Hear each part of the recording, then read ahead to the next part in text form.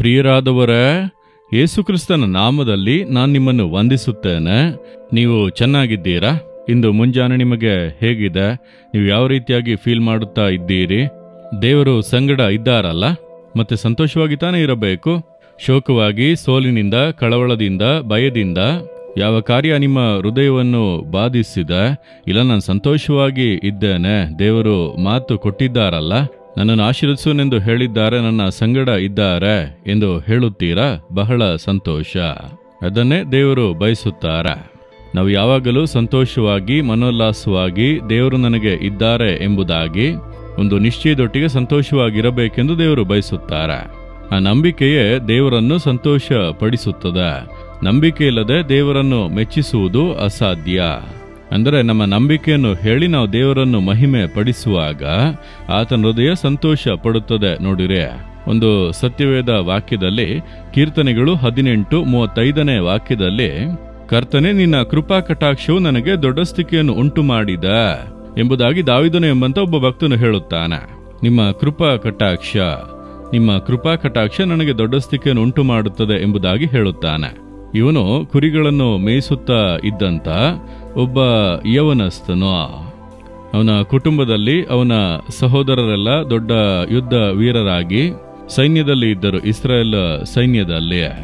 ದಾವೀದನು ಚಿಕ್ಕ ಹುಡುಗ, ನೀನು ಕುರಿ ಮೇಯಿಸುವುದಕ್ಕೆ ಲಾಯಕ್ಕು, ಹೋಗಿ ಕುರಿಗಳನ್ನು ಮೇಯಿಸು ಎಂದು ತಂದೆ ಕಳುಹಿಸಿಬಿಟ್ಟರು.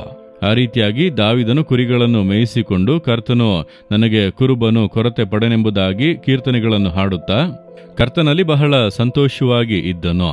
ಅವನೇ ಹೇಳುತ್ತಾನೆ, ಕರ್ತನ ನಿನ್ನ ಕೃಪಾ ಕಟಾಕ್ಷವು ನನಗೆ ದೊಡ್ಡಸ್ತಿಕೆಯನ್ನು ಉಂಟು ಮಾಡಿದ. ಅಂದರೆ ಕೃಪಾ ಕಟಾಕ್ಷ ಅಂದರೆ ಏನು? ದೇವರ ದಯೆ, ದೇವರ ಸಹಾಯ, ದೇವರು ನಮ್ಮ ಮೇಲೆ ಇಟ್ಟಿರುವಂತ ಒಂದು ಕರುಣೆ ಎಂಬುದಾಗಿ ಹೇಳಬಹುದು. ನೀವು ನನ್ನ ಮೇಲೆ ದಯೆ ಇಟ್ಟರೆ ನೀವು ನನ್ನನ್ನು ದೊಡ್ಡವನನ್ನಾಗಿ ಮಾಡಬಹುದು.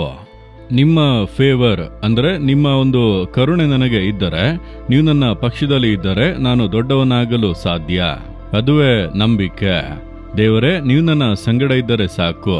ನಿಮ್ಮ ಕರುಣೆ, ನಿಮ್ಮ ದಯೆ, ನಿಮ್ಮ ಸಹಾಯ, ನೀವು ನನ್ನ ಪಕ್ಷದಲ್ಲಿದ್ದರೆ ಸಾಕು, ನಾನು ದೊಡ್ಡವನಾಗಿ ಬಿಡುವೆನೋ. ಆ ರೀತಿಯಾಗಿ ದಾವೀದನ ಸಂಗಡ ಕರ್ತನು ಇದ್ದದ್ದರಿಂದ ಗೋಲಿಯಾತನೆಂಬಂತ ರಾಕ್ಷಸನನ್ನು ಕೆಡವಿ ದೇಶದಲ್ಲಿ ಉನ್ನತ ಸ್ಥಾನಕ್ಕೆ ಏರಿಸಲ್ಪಟ್ಟನು. ಇನ್ನು ಯವನ ಪ್ರಾಯದಲ್ಲಿರುವಾಗಲೇ ದೇಶದ ಎಲ್ಲೆಡೆಯೂ ಕೂಡ ಬಹಳ ಪ್ರಬಲನಾದ, ಶತ್ರುಗಳ ದೇಶದಲ್ಲಿ ಕೂಡ ಏನಿದು ಇವನು ನಮ್ಮ ದೇಶದ ದೊಡ್ಡ ರಾಕ್ಷಸ, ರಣವೀರನನ್ನೇ ಕೊಂದು ಬಿಟ್ಟನಲ್ಲ ಎಂಬುದಾಗಿ ದಾವೀದ ಎಂದು ಅವನ ಹೆಸರನ್ನು ಪ್ರಖ್ಯಾತಿಗೆ ತಂದರು. ಕಾರಣ ಅವನಿಗೆ ದೇವರ ದಯೆ ಇತ್ತು. ಹಾಗಾದರೆ ದೇವರ ಕರುಣೆಯು ಅವನಿಗೆ ಎಷ್ಟರ ಮಟ್ಟಿಗೆ ದೊಡ್ಡಸ್ತಿಕೆಯನ್ನು ಉಂಟು ಮಾಡಿತು ಅಂದರೆ, ದೇಶವನ್ನು ಆಳುವಂತ ರಾಜನನ್ನಾಗಿ ದೇವರವನನ್ನು ಮೇಲಕ್ಕೆತ್ತಿದರು. ನೋಡಿರಿ, ನಿಮ್ಮನ್ನು ಕೂಡ ದೇವರ ದಯೆಯು ದೊಡ್ಡವನನ್ನಾಗಿ ಮಾಡುತ್ತದೆ. ಆತನ ಕಣ್ಣುಗಳಲ್ಲಿ ನೀವು ದಯೆಯನ್ನು ಹೊಂದುವುದಾದರೆ, ಆತನು ನಿಮಗೆ ಸಹಾಯಕನಾಗಿ ನಿಂತು ನಿಮ್ಮನ್ನು ಮುನ್ನಡೆಸುವವನಾದರೆ ನೀವು ಖಂಡಿತ ದೊಡ್ಡವರಾಗುವಿರಿ. ನೀವು ವಿದ್ಯಾಭ್ಯಾಸದಲ್ಲಿ ಸಾಧಿಸುವಿರಿ, ಕೆಲಸ ಮಾಡುತ್ತಾ ಇದ್ದರೆ ಕೆಲಸದಲ್ಲಿ ನೀವು ಸಾಧಿಸಿ ದೊಡ್ಡವರಾಗಿ ಇರುತ್ತೀರಿ, ಬಿಸ್ನೆಸ್ ಮಾಡುತ್ತಾ ಇದ್ದರೆ ಅದರಲ್ಲಿ ಸಾಧಿಸಿ ದೊಡ್ಡವರಾಗುತ್ತೀರಿ. ಅಂದರೆ ನೀವು ಯಾವುದೇ ಪರಿಸ್ಥಿತಿಯಲ್ಲಿದ್ದರೂ ಕೂಡ ನಿಮ್ಮ ಮೇಲೆ ದೇವರ ದಯೆ ಇದ್ದರೆ ನೀವು ದೊಡ್ಡಸ್ತಿಕೆಗೆ ಬರುತ್ತೀರಿ. ಯಾಕಂದ್ರೆ ನಿಮಗೆ ದೊಡ್ಡಸ್ತಿಕೆ ಉಂಟು ಮಾಡುವುದು ದೇವರು ಕೊಡುವ ಆಶೀರ್ವಾದ.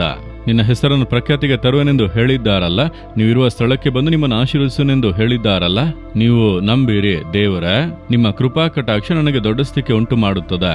ನಿಮ್ಮ ದಯೆ ನನಗೆ ಇದ್ದರೆ ಸಾಕು, ನೀವು ನನ್ನ ಸಂಗಡ ಇದ್ದರೆ ಸಾಕು, ನಾನು ದೊಡ್ಡವನಾಗುವುದಕ್ಕೆ ಅದು ಮಾತ್ರ ಸಾಕು. ಆ ರೀತಿಯಾಗಿ ಒಪ್ಪಿಸಿಕೊಟ್ಟು ಪ್ರಾರ್ಥಿಸಿ ನೋಡಿರಿ. ಕರ್ತನು ನಿಮಗೆ ದೊಡ್ಡಸ್ತಿಕೆಯನ್ನು ಉಂಟು ಮಾಡಿ ಆಶೀರ್ವದಿಸಿ ನಡೆಸುವನು.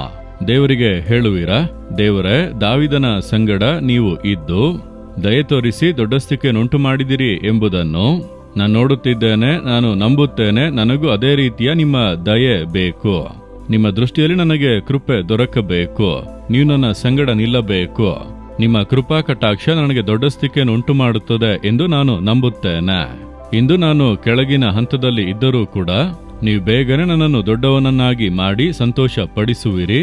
ನಾನು ನಂಬುತ್ತೇನೆ. ಯೇಸುವಿನ ನಾಮದಲ್ಲಿ ಆಮೇನ್, ಆಮೇನ್.